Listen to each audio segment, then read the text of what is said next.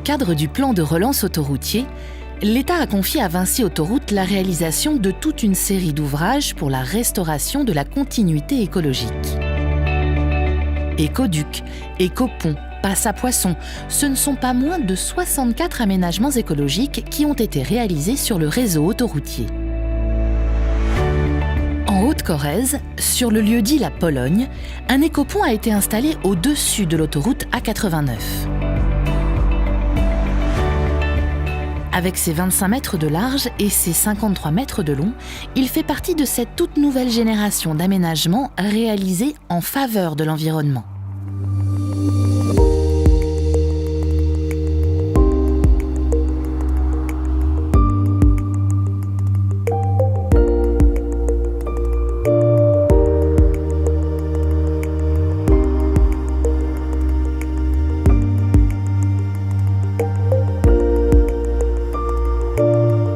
L'ouvrage il est dédié au déplacement de la faune sauvage, à favoriser ces déplacements. Notamment l'espèce emblématique sur la zone, c'est le cerf félaf. Les populations de cerfs sont plutôt localisées que d'un seul côté de l'autoroute. Et l'objectif avec cet ouvrage, c'est de favoriser leur déplacement et qu'ils puissent recoloniser le secteur.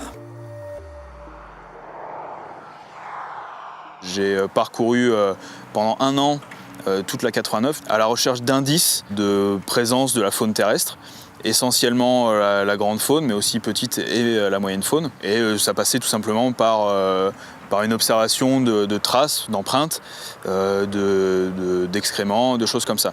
Et j'utilisais aussi des pièges photographiques qui m'ont permis de déceler sur le site de l'écopont de la Pologne la présence du cerf, ce qui a abouti, après une concertation avec ASF et d'autres acteurs, notamment le CRPF, à la validation de l'implantation de cet ouvrage avec ces dimensions-là. Il faut savoir que l'ouvrage de l'écopont de la Pologne est dimensionné en tenant essentiellement compte de la problématique grand cervidé. Une fois l'emplacement de l'écopont validé pour des raisons écologiques, mais aussi d'un point de vue technique, le chantier peut démarrer avec, à chacune des étapes de la construction, une prise en compte totale de l'impact sur l'environnement. Cet ouvrage, la finalité, c'est un aménagement écologique. Donc on peut pas tout raser, faire un ouvrage en béton et ensuite tout recréer. Donc le but, c'était vraiment de s'insérer dans le terrain naturel, l'implantation des clôtures, l'emprise de la base vie. Tout a été organisé pour avoir le minimum de déboisement possible. On s'adapte au site, et c'est plus le site qui s'adapte à nous. Les travaux ont débuté début d'année 2017 avec une première phase de terrassement des appuis de l'ouvrage.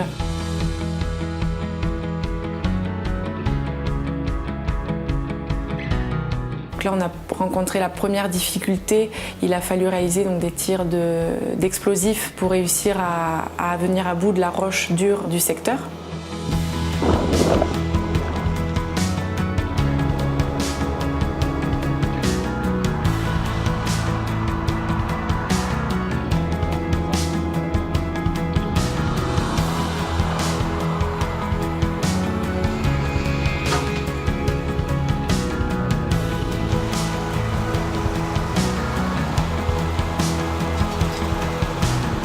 Les phases de terrassement et de génie civil pour la réalisation des appuis de l'écopont sont réalisées sans interrompre la circulation.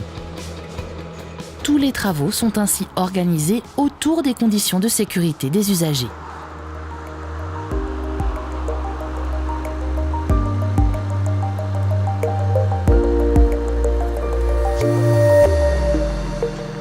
Les poutres de l'ouvrage ont été posées sous basculement d'un sens puis de l'autre de la circulation. Donc il y a 40 poutres au total qui ont été posées, donc qui font près de 35 tonnes chacune, donc ça a nécessité des moyens spécifiques de levage pour réaliser ces travaux.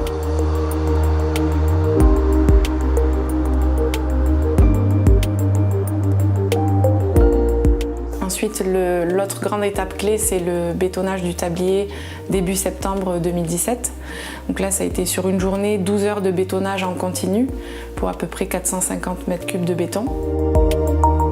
Et ensuite, la partie de l'automne et le début de l'hiver ont été consacrés donc à la fin de la partie génie civil, la pose des écrans en bois et puis les aménagements environnementaux sur le tablier.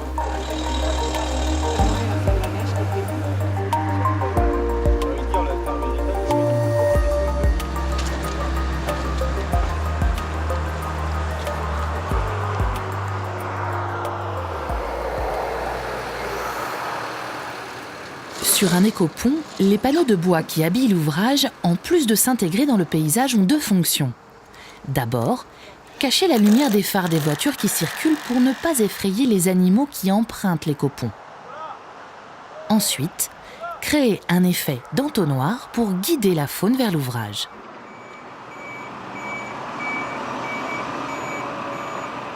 Pour minimiser l'impact sur le milieu naturel et pour respecter la nature des sols, la terre qui est mise en place sur les copons avant les aménagements provient des déblais extraits au démarrage du chantier.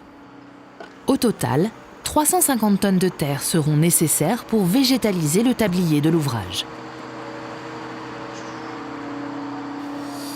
Comment tu veux l'implanter, à quel endroit à peu près? L'idée, c'est d'avoir juste une dépression dans le sol où, en gros, dans le sens de la pente, tu vas avoir une petite zone de cuvette. Cette dépression stocke l'eau sur une durée. Donc finalement, nous allons implanter donc de chaque côté deux haies de 2 rangées chacune, de part et d'autre de l'ouvrage. D'un côté, il y aura un andin en plus de la haie. Il y aura 2 mares d'environ 15 mètres carrés qui seront recréées et qui seront structurées de façon à être alimentées d'eau de pluie, etc.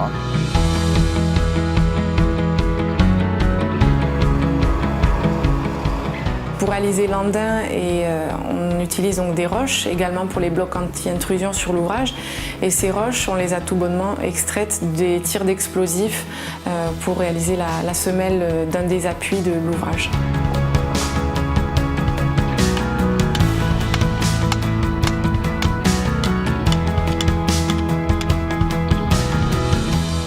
Les aménagements comme les mares, les plantations ou l'andin jouent le rôle de lien entre les deux côtés de l'autoroute. Ils facilitent la circulation des animaux sur les copons. Ils se transforment également avec le temps en habitat pour certaines espèces comme les petits mammifères ou les reptiles.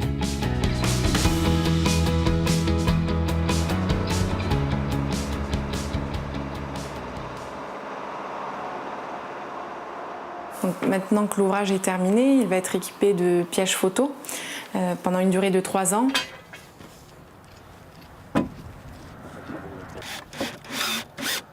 Alors un piège photo, c'est tout bêtement un appareil photo qui est un déclenchement soit infrarouge, soit sur des passages, quoi. Et évidemment, ça marche aussi bien la journée que la nuit.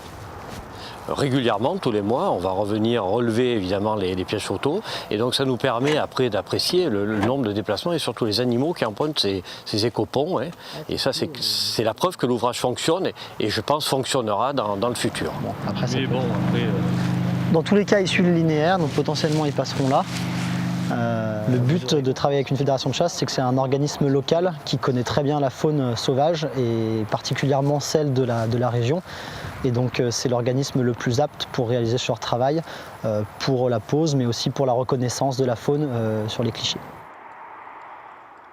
Pour connaître les conséquences qu'aura l'augmentation du passage des animaux sur les zones de plantation, les forestiers, en collaboration étroite avec la Fédération de chasse, ont donc réalisé une étude d'impact des populations de cervidés sur la forêt. Aux abords de l'écopont, chaque arbre est scruté et chaque dégât répertorié selon un protocole précis. 1, 0. Il a été écorcé ? Il y a eu, oui. Il y a eu un frottis. Touché. L'enjeu de ce travail est de voir si l'augmentation du passage et de la fréquentation d'un territoire donné au débouché de l'écopont va avoir un impact sur le milieu forestier. 1, 0. 0, 2, et il est viable. Parce que l'idée étant de concilier présence du gibier et également production forestière. 2 et 5.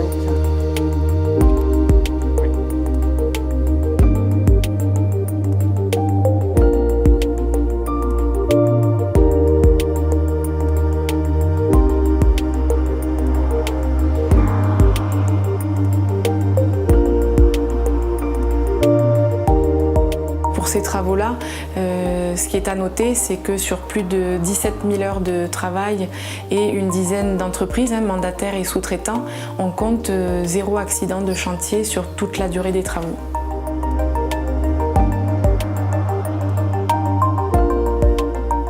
Ce qui faisait que l'opération était intéressante, c'était l'objectif final de l'ouvrage qui était destiné à la faune sauvage et également tous les acteurs que ça réunissait, donc de différentes compétences, expériences, pour aboutir au meilleur ouvrage possible.